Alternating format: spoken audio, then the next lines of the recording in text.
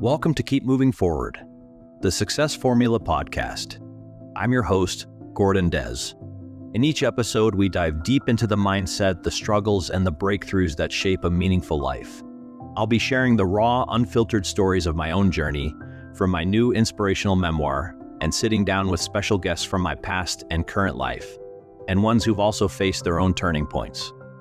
This isn't just about success by theory. It's about building a life of purpose, resilience, and relentless forward motion. Because no matter where you are, no matter what you're facing, the formula is simple. Keep learning, keep growing, keep moving forward. Let's get into it. Hey, welcome to another episode. This is episode number 4, and I'm really excited to bring the guest to you today. This is Lori Price we have on board. We don't have video for her, but she is joining us, and we're going to talk about our connection. Lori, how are you? I'm okay. How are you? Doing well, doing well. Thanks for joining us today. Really appreciate that. Have you got a copy of my book? Yes, I do. How far into it are you? You know, when I'm so far behind, I'm like first. I haven't even opened it. Okay. All right. No worries. I'm glad you have it. You're going to read in there a whole bunch of stories. So for those people that don't know, who don't have the book, there was a boy that I went to school with in early elementary. So at Langley Central Elementary, I can't remember exactly when I met him. His name was Greg Esau. And you have been together with Greg now for 6 years, you said? Yeah. Yeah. And one funny story I say in the book about Greg. So we used to live in these townhouses. He was right next door to me. And I went over there one day to play $6 Million Man. So that was the TV show back then. Us old people will remember it, but younger people won't. The $6 Million Man, whenever he got into his bionics, everything was slow motion, but he was doing it fast. And so we'd pretend to hit each other with slow motion punches and stuff. He pretended to hit me with a slow motion punch, and I fell backwards slowly. And the curtains behind us were covering the sliding glass patio door. And I thought the door was closed. Little did I know it was open. And I went tumbling down his concrete steps in his backyard and gashed my eyebrow and was bleeding. My mom rushed me to the hospital. Luckily, didn't need stitches, just a butterfly bandage, I guess. But still to this day, you can't really see because I got my hat on. But still to this day, I got a scar on my left eyebrow because of that. So he is forever etched in my memory. Every time I look in the mirror, that guy, it was all fun. But you and I, we met in HD Stafford, I believe. Where did you go to elementary school?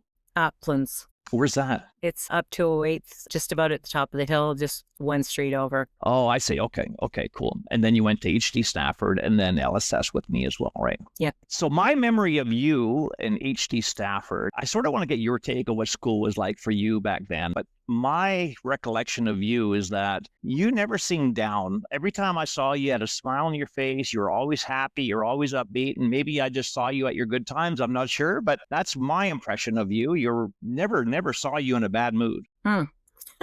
Lucky. Was I just lucky? Yeah, you were just lucky. Yeah? Yeah. Okay. What was school like for you back in HD Stafford? It was okay. Like, you know, you had your different groups of people, but I met a whole bunch of new people at HD Stafford because, of course, that was all the elementary schools in the area got combined into one. But it was okay. It was just, I didn't really get hassled or anything. Right. Just kind of doing my own thing. Had a few friends. And you were part of the band group too, right? Yeah. Yeah. So I played alto sax. Did you play alto sax as well? I did. I sat next to you for 5 years. That's right. That's right. Of course. Yeah. So we have a really long connection, and it's just, I don't know. I was at the bottom of the barrel. I don't know if you've seen any of my YouTube videos that I've done on my YouTube channel. Yeah, at Chef Des. If listeners, if you haven't gone to my YouTube channel yet, check it out. There's Keep Moving Forward on location videos, and I talk about the torment that I went through. Yeah, school was rough for me. I hated it. I hated going every single day. You know, and you do your best. You try and put on a good face for the day, and what else can you do? You can't just stay home every day. You just have to make it work. And back then, you just had to be tough and tough it out. So yeah, it's not fun for me anyway. But yeah, it was cool to go on the band trips and stuff like that. Did you continue with the alto sax after HD Stafford, or did you drop it at some point? No, I was finished at grade 12. Okay. And do you still play today at all? No? No. I sold it years No. and years and years ago, but you Yeah. always covered for me when I didn't practice, and so that was cool. I don't even remember who else played alto sax. I think there was one more person, but I just remember Yeah, you. and I think it was Dave. I can't remember his last name, Duckworth or something, that played the Tenor. tenor. I always felt a little bit, I don't know what the right word is for it, but a little bit jealous, I guess, because his saxophone just looks so much grander and bigger than our little tiny ones, right? Had better sound, I thought, too. If you look at anybody in the music videos and stuff, there was a lot more saxophone in rock music back then in the 80s and stuff than there is Yeah. now. And it was always a tenor sax. It was rarely an alto sax. And it was like, I should have chose that instead. But anyway, c'est la vie. It's all good. Yeah, I didn't continue past grade 10, I don't think. I can't remember. I talk about that in my book as well. And I really wish I would have chosen something cooler than that, like guitar or piano or something. But hey, again, it is what it is, and you can't really change what happened in school, all the bad times and stuff as well. But there's good memories too. I like having different guests on from my past and current life. You know what? Everybody has an experience in life, and everybody's been through stuff. You know, I sort of fantasize about that if I'm driving and I see people in their cars. You think, that person right there, they look interesting. I wonder what their upbringing is like, because chances are it's totally different than what your upbringing was, no matter Mhm. what race, religion, male, female, doesn't matter. Everybody has experiences. And I think this podcast is a great platform to share and really help people grow and help people sort of see a light. It's everybody goes through things and get some advice from people to help, lead a better life. So I want you to share with our listeners a time that you faced adversity and how you overcame that. Okay. Well, one of my experiences with adversity began when I lost one of my older sisters, Dawn, to Okay. the cancer in 2021. Oh, Put I'm a sorry to hole in hear my that. heart, but after a while, I started to heal. But then 3 months after Dawn, my ex-husband Lonnie passed away suddenly. We were married for 20 years, but currently we were separated. Right. So he called me for help. I ran over to the house, called 911, did CPR until the paramedics came. He'd had an aneurysm, which burst, Wow. sending adrenaline down the brainstem, causing a heart attack. Oh, I'm so So, sorry. yeah, it sucked. He was on life support until I could get everybody to the hospital to say their goodbyes. But he was my Wow. go-to person. Like Yeah. he was my person and I was his. We were like best buds. You guys had a good relationship afterwards then? Yes. Yeah, absolutely. I Yeah. don't hate anybody. So, but yeah, our situation wasn't typical. It was a bit complex, but we talked and hung out almost every day. Wow. I only lived like 3 minutes from their house. Well, my old house, I guess. Right, right, But we both had other relationships, but our common bond was the kids. So we did things as a family. right. But the night before it happened, Lonnie made his famous meatloaf and we had a family dinner. So I'm really thankful for that. Wow. Yeah, I bet. Yeah, Lonnie's death, it significantly impaired and my depression got worse. I had anxiety and was constantly sad. Oh, I can't imagine.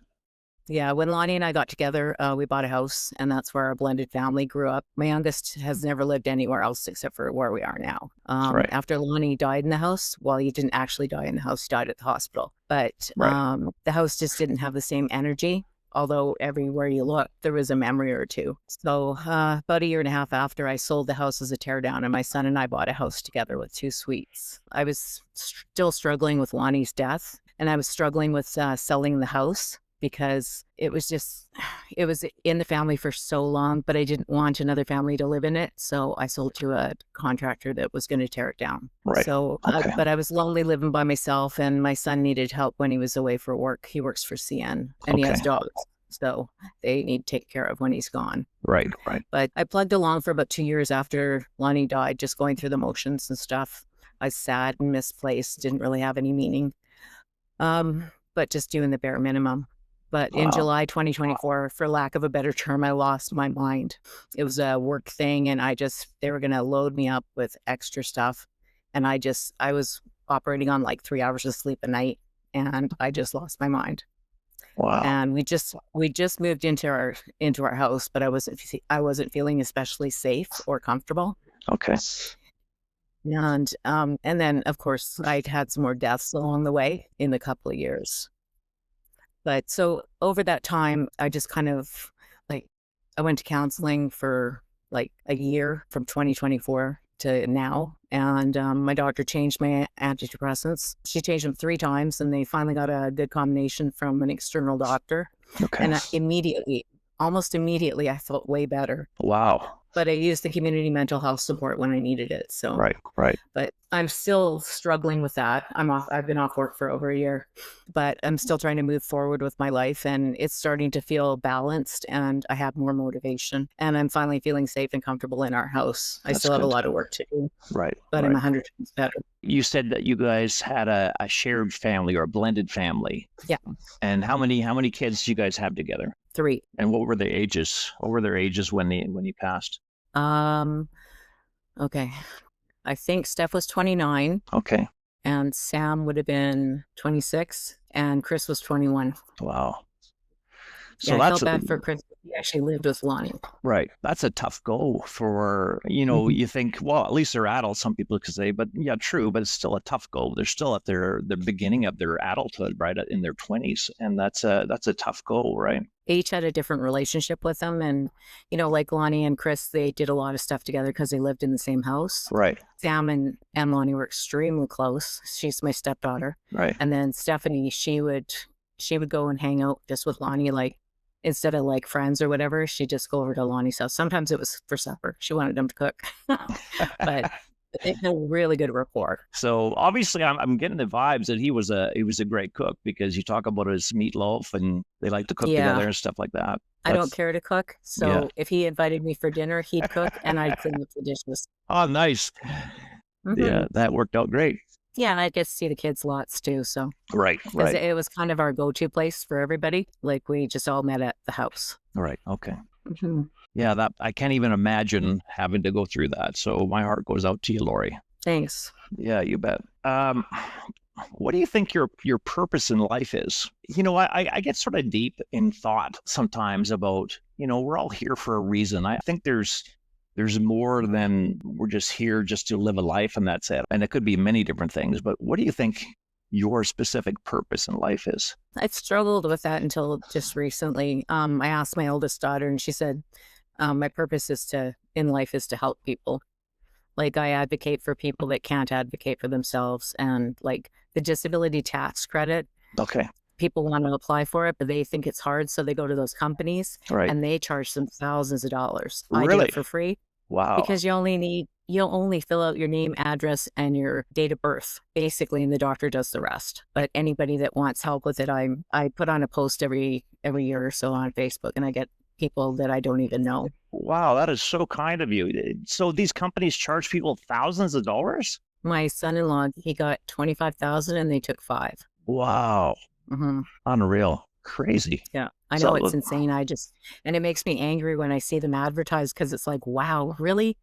It's like, it's so simple to fill out. And I just email the form to whoever and they fill it out, and then they get their doctor to fill it out. And if they need help narrating what's wrong with them, then I can help them with that as well. So how did you find out about this, and how did you figure out that it's so easy to do?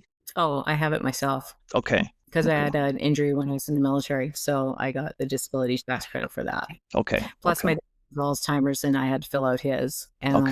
And I just happened to come across it because the government doesn't tell you when they have a benefit for you.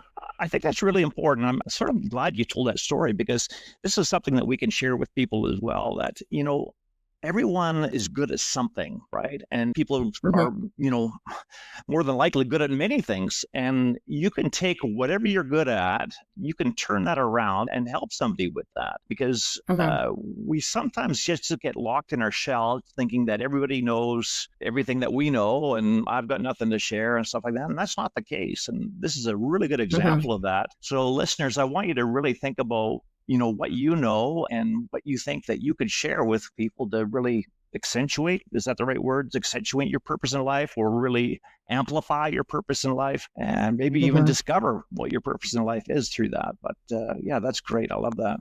If you could offer a piece of advice to my listeners of how to be resilient, how to not let things bother you so much? I mean, you're a perfect person to ask that, because you've been through a lot recently for sure. How would you tell somebody to be resilient?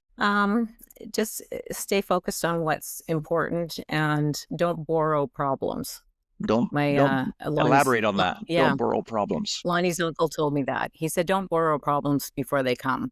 Like I was having a bathroom renovation at the time, Okay. and I was upset because I was not in my right mind. And I was just, I just had like, well, what if this happens? What if this happens? He goes, don't borrow problems.